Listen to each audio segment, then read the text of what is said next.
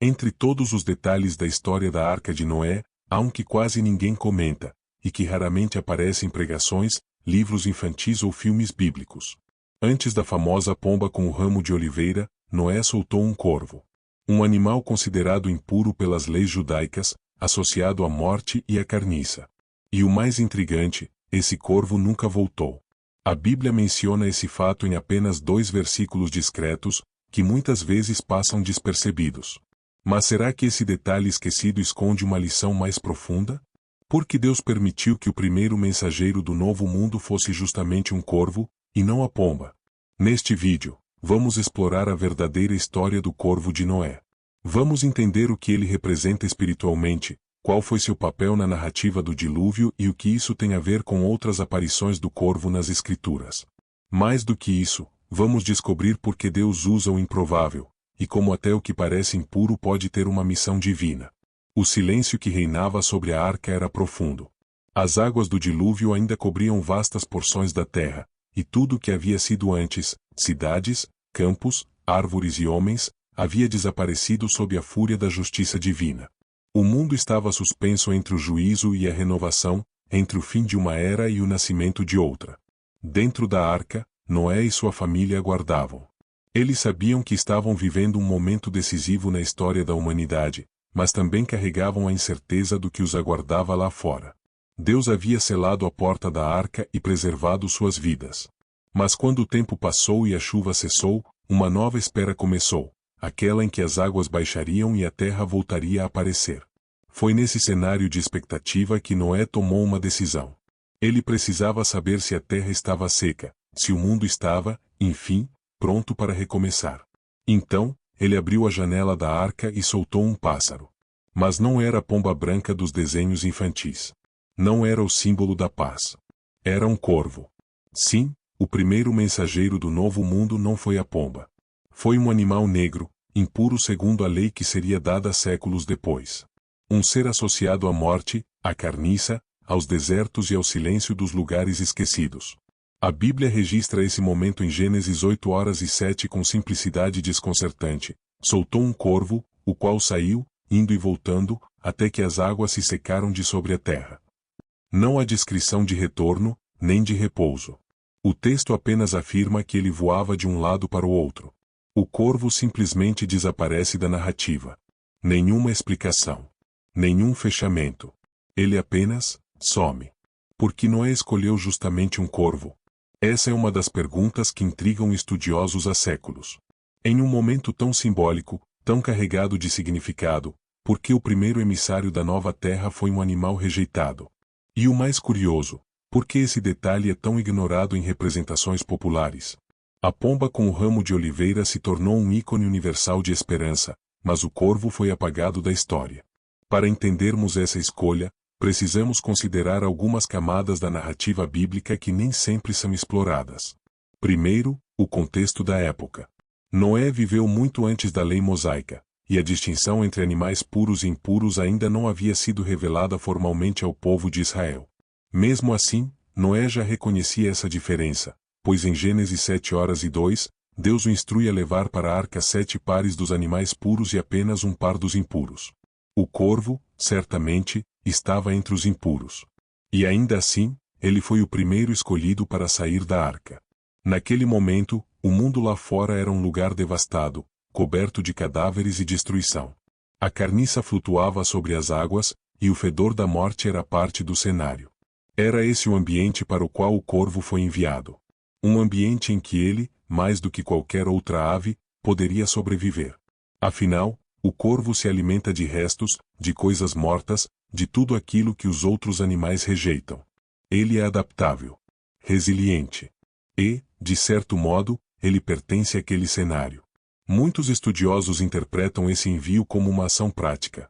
O corvo não voltou porque encontrou alimento em abundância entre os corpos em decomposição. Mas a Bíblia não se limita a registros históricos, ela revela princípios espirituais. E há uma profundidade simbólica nesse gesto que merece atenção. O corvo representa o julgamento. Ele voa sobre o mundo destruído. Paira entre as águas e o céu, entre o que foi e o que virá. Ele não retorna à arca porque sua missão é diferente. Ele não leva esperança, ele testemunha o fim. É como se Deus tivesse enviado um mensageiro que não carregava uma resposta, mas sim um lembrete: a justiça foi feita. E por mais desconfortável que essa mensagem pareça, ela faz parte do processo da redenção. Há ainda outra camada possível: o corvo foi esquecido por nós, mas não foi esquecido por Deus. Ele cumpriu seu papel silenciosamente, fora dos holofotes, sem ramos de oliveira, sem retorno triunfal. Sua contribuição não foi gloriosa, mas foi necessária. Ele preparou o caminho para que a pomba viesse depois e encontrasse terra firme. E isso nos leva a uma importante reflexão: quantos de nós somos como o corvo? Enviados para contextos difíceis, cumprindo missões invisíveis, sem aplausos ou reconhecimento. Quantos estão voando sozinhos sobre cenários de destruição, enfrentando a morte simbólica de seus lares, relacionamentos ou sonhos, e ainda assim permanecem firmes, voando de um lado para o outro, sem desistir? É fácil admirar a pomba com seu ramo de esperança. Mas é preciso maturidade espiritual para reconhecer o valor do corvo. Ele representa todos os que atuam nos bastidores, todos os que caminham em silêncio, todos os que enfrentam os ambientes mais duros e mesmo assim permanecem no propósito. Mais tarde, Deus usaria novamente corvos para cumprir uma missão sagrada. Eles alimentariam o profeta Elias, levando pão e carne ao servo de Deus em um período de seca e perseguição. E ali, mais uma vez, os corvos provariam que, mesmo sendo considerados impuros, podem ser instrumentos nas mãos do Altíssimo. Mas antes de Elias, antes das palavras dos profetas, antes mesmo da terra voltar a aparecer, havia um corvo solitário voando entre a arca e o vazio. A história começa com ele. E você? Já sentiu que sua missão é difícil, solitária e até esquecida pelos outros? Já se perguntou se, mesmo assim, Deus ainda está te usando de forma invisível, porém essencial? A arca ainda estava parada sobre as águas quando, dias depois do envio do corvo, Noé decide soltar uma nova ave. Desta vez, uma polva. A mudança não foi apenas de espécie, foi de mensagem. Se o corvo saiu e não voltou, a pomba saiu e retornou. Ele saiu novamente, e retornou com um ramo de oliveira. Ele saiu mais uma vez, e então não retornou mais. Com isso, Noé entendeu que o tempo de espera havia acabado. A terra estava seca. Era hora de um novo começo. Esse contraste entre o corvo e a pomba não é apenas comportamental. É simbólico. Representa dois estágios distintos na narrativa do dilúvio, e de forma ainda mais profunda, dois aspectos da relação entre Deus e a humanidade. O corvo, como vimos, é uma ave impura, necrófaga, adaptada ao cenário de destruição. A pomba, por outro lado, é símbolo de pureza, de leveza, de paz. Ao ser enviada, a pomba não encontrou lugar para pousar e voltou. Depois, trouxe em seu bico o sinal da vida que renascia. Ela retornou com o ramo de oliveira, uma árvore que simboliza a paz, a renovação e a aliança. Essa imagem, tão poderosa e popular, só é possível porque foi precedida por um momento de julgamento, silêncio e ausência. E esse momento foi representado pelo corvo. Não é difícil perceber como essas duas figuras dialogam com a experiência espiritual humana. Quantas vezes vivemos tempos de julgamento, de caos, de morte simbólica em áreas da vida, e tudo parece escuro como as penas do corvo? Quantas vezes voamos sem rumo, tentando sobreviver em meio à devastação emocional, financeira ou espiritual? Nesses momentos, o corvo não é apenas uma figura literária. Ele é um espelho. Mas a história bíblica nos lembra que o tempo do corvo é seguido pelo tempo da pomba. O tempo da ausência precede o tempo do retorno. O tempo do juízo prepara o caminho para a aliança. A sequência é importante. Deus não ignora o sofrimento. Ele apenas permite que o processo se complete antes de enviar o sinal da esperança. É por isso que o ramo de oliveira na boca da pomba é tão significativo. Não é apenas uma planta. É uma mensagem. E ela só tem valor porque foi precedida pelo que a precedeu. Gênesis 8, 10, 11 nos dá os detalhes. E esperou ainda outros 7 dias, e tornou a enviar a pomba fora da arca. E a pomba veio a ele à tarde, e eis que arrancara uma folha de oliveira com o bico, e conheceu Noé que as águas tinham minguado de sobre a terra. Aqui, o gesto de retorno não é só geográfico, é espiritual. A pomba retorna com uma notícia de vida. Diferente do corvo, que não volta, a pomba vem carregando o sinal de restauração. Noé entende, então, que o fim do caos se aproxima. Mas não devemos nos apressar em considerar o corvo como inferior ou descartável. Ambos, corvo e pomba, foram enviados por Noé. Ambos serviram a um propósito. Ambos cumpriram sua função. A diferença está na natureza da missão de cada um, e nos ensinos que podemos extrair de ambas as experiências. O corvo foi enviado a um mundo em juízo. Um mundo de morte e fim. E ele se encaixava nesse cenário porque sua própria constituição o permitia sobreviver ali. O corvo é um sobrevivente. Ele resiste onde outros não resistem. Ele permanece onde outros fugiriam.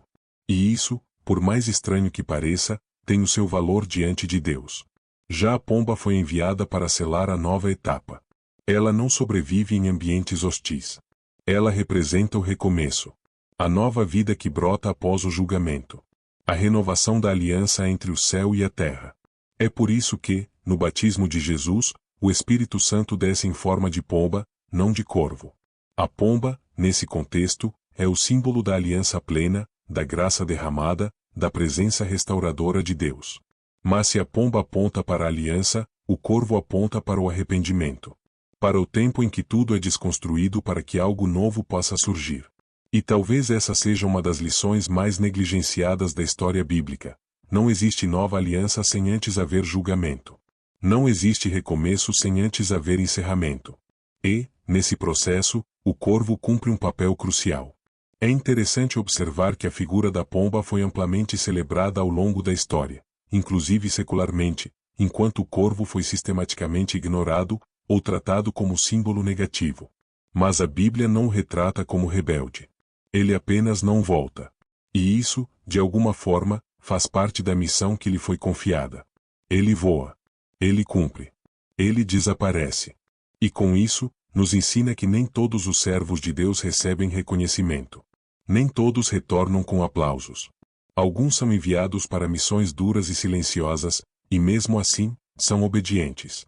Em outras palavras, o corvo pode representar aqueles que fazem o trabalho sujo, difícil, nos bastidores do reino. Aqueles que não têm holofotes, que não aparecem em púlpitos ou plataformas, mas que sustentam o ambiente espiritual com sua intercessão, sua fidelidade, sua persistência silenciosa. Eles existem. São muitos. E são essenciais. Portanto, antes de celebrarmos a pomba, é justo que reconheçamos o corvo. Porque sem ele, a história da restauração estaria incompleta. E há mais um ponto que não pode ser ignorado: o tempo entre o envio do corvo e o envio da pomba. A Bíblia nos diz que Noé esperou 7 dias antes de soltar a pomba. Esse número tem profundo significado bíblico, apontando para ciclos completos, para processos que precisam ser respeitados. Entre o julgamento e a esperança há um tempo de espera. Um tempo necessário para que a terra seja restaurada, para que o coração seja curado, para que a mente seja renovada. Deus não tem pressa. E nós também não deveríamos ter. Porque há lições que só são aprendidas nos voos solitários do corvo. Anos se passaram desde que o corvo desapareceu da história da arca. O mundo havia sido repovoado, os povos se multiplicado, e os descendentes de Noé haviam dado origem a nações inteiras. Entre elas, surgiu Israel, a nação escolhida por Deus para ser luz entre os povos. Mas como tantas vezes acontece na história humana, o povo se desviou. Ídolos foram erguidos, alianças quebradas, e a palavra do Senhor deixada de lado em troca de promessas vazias feitas por deuses estrangeiros. É nesse cenário que surge Elias, o profeta de Tisbe, no território de Gileade. Um homem de aparência simples, mas de coração inflamado pelo zelo do Senhor. Elias não era rei, nem sacerdote, nem general. Era apenas um homem com uma missão: confrontar o pecado de sua nação, e principalmente de seu rei. O contexto era sombrio. Israel estava sob o governo de Acabe, um rei fraco, facilmente influenciado pela figura dominante de sua esposa, Jezabel. Ambos haviam promovido a adoração a Baal, um deus cananeu associado à fertilidade, chuva e colheitas. Para o povo, Baal era uma solução visível em tempos de crise. Para Elias, era um insulto direto ao Deus vivo de Israel. Sem hesitar, Elias se apresenta ao rei com uma mensagem devastadora. Ele não faz rodeios, não negocia, não pede permissão. Apenas entrega a profecia: tão certo como vive o Senhor, Deus de Israel, perante cuja face estou, nem orvalho nem chuva haverá nestes anos, segundo a minha palavra. 1 Reis 17:1, com essas palavras, Elias sela o céu sobre Israel. Uma seca severa se abateria sobre a terra. E como toda verdade incomoda, Elias se torna um homem procurado. Jezabel queria sua cabeça. O rei, sua rendição. E Deus? Deus queria escondê-lo. É então que algo extraordinário acontece.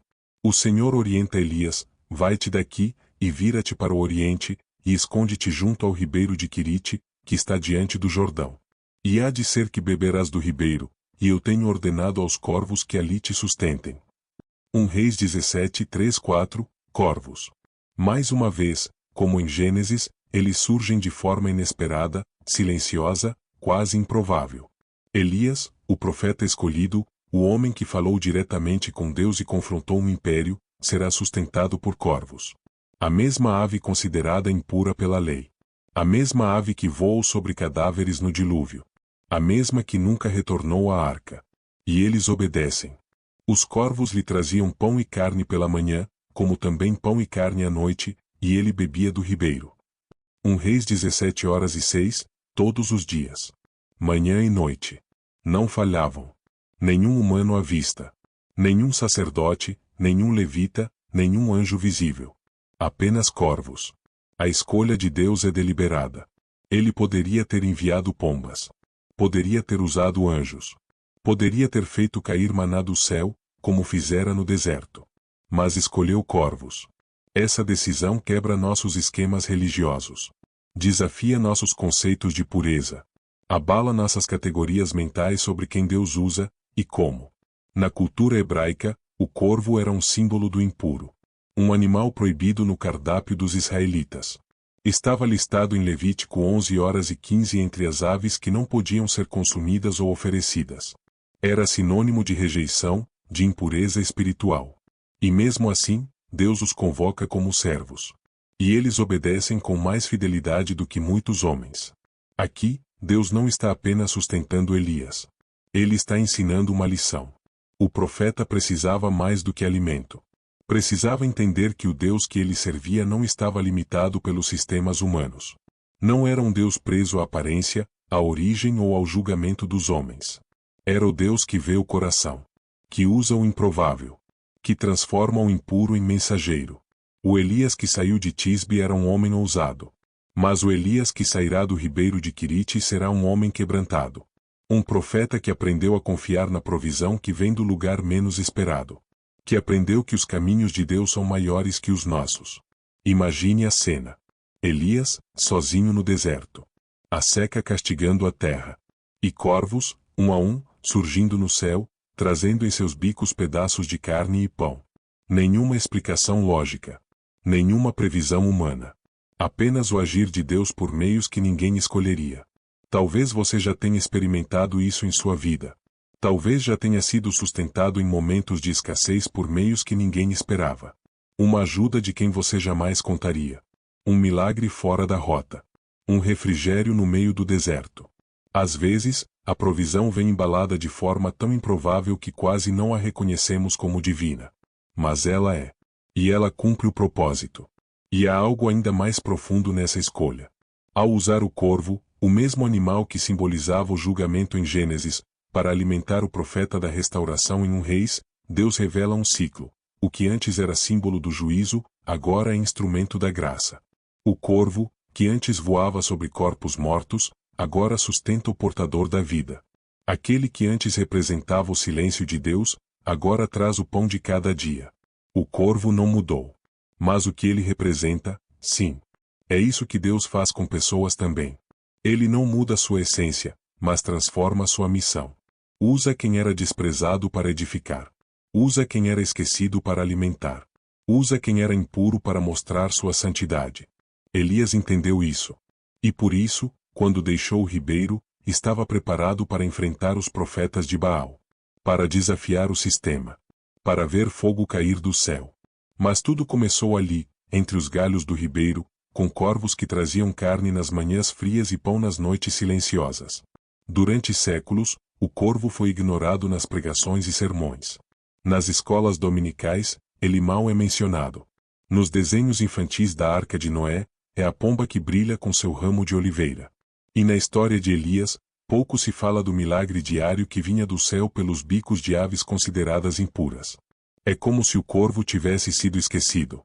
Ou pior, apagado. Mas isso só reforça a grande lição que ele carrega. O corvo representa o improvável. Aquilo que não parece ter valor. Aquilo que é evitado, descartado, até condenado. E ao longo da história bíblica, é justamente o improvável que Deus escolhe para realizar seus propósitos mais profundos. Foi assim com Noé, um homem isolado em uma geração corrompida. Com Moisés, um fugitivo com problemas de fala. Com Davi, o caçula esquecido no campo.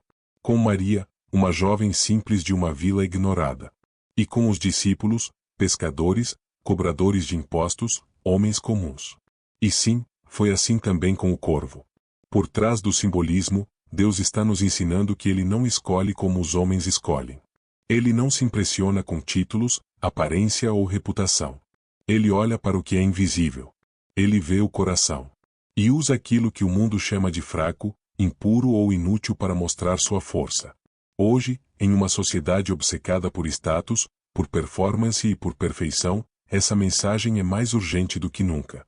Somos constantemente levados a acreditar que precisamos nos encaixar em um padrão, de beleza, de sucesso, de espiritualidade, para sermos aceitos. Para sermos usados por Deus. Mas a história do corvo quebra esse paradigma. Deus não espera que você seja a pomba. Ele não está esperando que você traga um ramo de oliveira para provar que tem algo a oferecer. Ele quer saber se você está disposto a obedecer, mesmo que o cenário seja difícil. Mesmo que sua missão pareça estranha. Mesmo que você não seja reconhecido por ela. O corvo não recebeu aplausos. Não houve festa pelo seu voo. Mas ele cumpriu sua missão. E foi exatamente isso que o tornou essencial. Muita gente vive à espera de um sinal visível de que Deus pode usá-la. Mas o verdadeiro chamado, muitas vezes, acontece fora dos olhos dos outros. É silencioso. É solitário. É no bastidor. É visitar alguém esquecido. É alimentar uma família que não tem como retribuir. É consolar quem ninguém vê. É interceder quando ninguém sabe. É voar, mesmo sem promessa de retorno. O que torna tudo isso ainda mais belo é o fato de que, mesmo improvável, carrega dentro de si um papel indispensável. Assim como o corvo limpa o ambiente ao se alimentar da carniça, evitando a propagação de doenças, há pessoas que, espiritualmente, fazem esse trabalho todos os dias. Oram pelos outros, se colocam na brecha, sustentam ministérios em oração, sustentam famílias em silêncio, limpando o que o mundo não vê. Elas não brilham nos palcos. Mas brilham no céu. Essas pessoas são corvos. E o mundo não funciona sem elas. Na vida real, talvez você conheça alguém assim. Alguém que nunca é chamado ao microfone, mas que está sempre presente quando o caos chega. Alguém que parece rude, pouco atraente aos olhos humanos, mas que Deus usa para sustentar vidas. Ou talvez, esse alguém seja você. Talvez você seja o que carrega feridas, histórias pesadas, experiências duras. E por isso mesmo, consegue entrar em lugares que os outros evitam. Consegue falar com pessoas que outros não alcançam. Consegue ver beleza onde outros só enxergam morte. Como o corvo, você pode sobreviver no meio do caos, e ainda assim cumprir seu propósito. O mundo moderno não valoriza o corvo. Valoriza a pomba. Espera o sucesso visível, o fruto em mãos, o final feliz. Mas no reino de Deus, o que parece fraco é, muitas vezes, o que sustenta tudo. Como escreveu o apóstolo Paulo em 1 Coríntios 1:27, mas Deus escolheu as coisas loucas deste mundo para confundir as sábias, e Deus escolheu as coisas fracas deste mundo para confundir as fortes. A pergunta então muda. Não é mais sou bom o suficiente para ser usado por Deus? A pergunta passa a ser, estou disposto a obedecer, mesmo que ninguém veja? Mesmo que não haja retorno? Essa é a essência do corvo. Ele voou sem garantia. Ele desapareceu sem aplauso. Ele alimentou sem receber reconhecimento. Mas em todas essas ações, ele cumpriu o papel que Deus lhe deu. Hoje, muitos cristãos estão esperando pela missão nobre. Pela tarefa que os fará ser admirados. Mas talvez Deus esteja chamando você para ser resposta na dor do outro. para voar em cenários difíceis, para sustentar vidas onde a fome é emocional, espiritual, relacional. Talvez Deus queira que você leve o pão que restaura. Não nas mãos, mas na obediência. Talvez você seja um improvável. E isso não é um defeito, é o seu chamado. Se o corvo de Noé nos ensina sobre obediência silenciosa e o corvo de Elias sobre provisão inesperada, juntos, eles nos mostram que o reino de Deus não funciona com base na lógica humana. E que os improváveis são, muitas vezes, os instrumentos preferidos do céu. Em um mundo que exalta a visibilidade, os palcos e os aplausos, há missões que permanecem escondidas, e, ainda assim, são essenciais. Nem toda obra de Deus será feita sob refletores. Nem toda missão terá plateia. Algumas são silenciosas, discretas e, à primeira vista, até indesejáveis. Mas são essas missões, muitas vezes, que sustentam o reino. Ao longo desta história, o corvo apareceu poucas vezes. Foi mencionado em Gênesis, em 1 Reis, e citado na lista dos animais impuros em Levítico. E mesmo com tão pouca participação, o corvo carrega um peso simbólico tremendo. Ele representa os improváveis, os esquecidos, os rejeitados, e ao mesmo tempo, os essenciais. O corvo voou sobre um mundo destruído, onde nada mais vivia. Não voltou para a arca.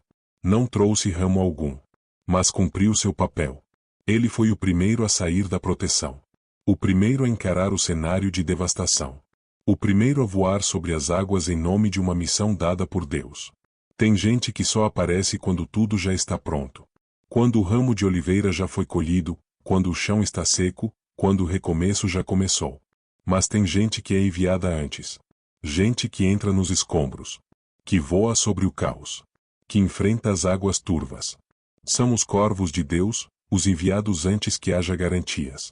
Aqueles que são chamados para limpar, sustentar, suportar. Aqueles que vão primeiro, para que outros possam seguir. E talvez, ao olhar para sua própria história, você perceba que já viveu algo assim. Talvez você tenha sido aquele que permaneceu quando todos foram embora. Aquele que ficou firme na fé quando o ambiente desmoronou. Aquele que serviu quando ninguém aplaudia. Que orou quando ninguém via. Que sustentou relacionamentos, ministérios, casas ou igrejas sem nunca ser reconhecido. Talvez você seja, sim, um corvo. Mas aqui está a boa notícia: Deus vê. Mesmo quando ninguém menciona seu nome, mesmo quando suas contribuições não são valorizadas, mesmo quando tudo parece passar despercebido, Deus vê. Ele sabe o peso de cada voo. Sabe o quanto custa alimentar outros em meio à sua própria fome. Sabe o que significa sair da segurança da arca e enfrentar o mundo sem promessas de retorno. A história do corvo nos lembra que o valor da missão não está em ser vista, mas em ser cumprida. Noé cumpriu sua missão. A pomba cumpriu sua missão. Elias cumpriu sua missão. E o corvo também. Mas só um deles ficou de fora das ilustrações, dos quadros, das pregações populares. E isso nos diz muito sobre a forma como nós, como sociedade, e até como igreja, medimos valor. Medimos pelo retorno. Deus mede pela obediência. Não é o resultado que valida sua missão. É a fidelidade. A pomba trouxe um ramo. O corvo trouxe silêncio. Mas ambos obedeceram. E, no reino de Deus, a obediência vale mais do que qualquer medalha. O próprio Jesus, em seu ministério, valorizou os esquecidos. Tocou os intocáveis. Sentou-se com os rejeitados. Escolheu discípulos sem currículo. E morreu por pecadores. Ele viu valor onde ninguém via. Viu beleza em quem era rejeitado. Viu potencial onde havia fracasso. Porque o reino é para os que reconhecem sua fragilidade, e ainda assim dizem sim. Talvez você já tenha ouvido que não é bom o suficiente. Que não tem preparo, influência ou talento. Que seu passado te desqualifica. Que seu temperamento te atrapalha. Que seus erros te mancham. Mas a história do corvo vem como uma voz do céu dizendo: Deus usa o improvável. A verdade é que Deus nunca usou os perfeitos. Ele sempre usou os disponíveis. O corvo não é lembrado por sua beleza, por sua pureza ou por sua grandiosidade. Ele é lembrado, quando é lembrado, por cumprir a missão que lhe foi dada. E, no fim das contas, é isso que importa. Você pode não ter todas as respostas. Pode não ter todos os recursos. Pode não ter a aprovação de todos. Mas se você tem um coração disponível, se você está disposto a obedecer, se você entende que sua missão é maior do que seu conforto, então você está pronto. A fé que agrada a Deus não é a fé que aparece. É a fé que permanece. A pergunta que fica é: você está disposto a ser usado por Deus mesmo que ninguém veja? Mesmo que ninguém aplauda? Mesmo que sua missão seja silenciosa como o voo de um corvo? Talvez sua missão esteja do lado de fora da arca. Talvez Deus esteja te chamando para sair da segurança e entrar no cenário da dor, da crise, da reconstrução. Talvez Ele esteja querendo te usar como resposta no meio do caos. E você pode até não voltar com um ramo nas mãos, mas voltará com o céu te aplaudindo. Desafio prático para a sua vida. Hoje, tire um momento do seu dia para identificar alguém improvável, alguém que você, ou o mundo, geralmente não valorizaria. Ore por essa pessoa. Abençoe-a, encontre uma forma prática de ser um corvo na vida dela, levando pão e carne, levando sustento, levando presença. E se for você quem está se sentindo esquecido, diga a Deus: Senhor, eu estou aqui. Me usa como o Senhor quiser. Mesmo que ninguém veja. Mesmo que seja difícil. Eu só quero te obedecer. Se essa mensagem tocou o seu coração, deixe seu comentário. Deus usa o improvável. Compartilhe esse vídeo com alguém que precisa lembrar disso. Se inscreva no canal, ative o sininho, e continue com a gente nessa jornada de descobertas bíblicas profundas. No próximo vídeo, vamos revelar outro detalhe esquecido das Escrituras, e mais uma vez, você vai se surpreender com o que Deus escondeu nas entrelinhas da história. Se essa história falou com você, se em algum momento você se viu nesse corvo, solitário, esquecido, improvável, saiba que Deus nunca deixou de te ver. Mesmo quando ninguém mais percebe, Ele sabe onde você está. E mais, Ele tem uma missão específica que só você pode cumprir. Agora eu te convido a deixar seu like nesse vídeo se essa mensagem tocou seu coração. Isso nos ajuda a alcançar mais pessoas com conteúdos como este. Comenta aqui embaixo: Deus usa o improvável, para que essa verdade se espalhe por todo lado e mais gente entenda que não precisa ser perfeito para ser escolhido. Se inscreva no canal, ative o sininho e continue com a gente nessa jornada de descobertas profundas nas Escrituras.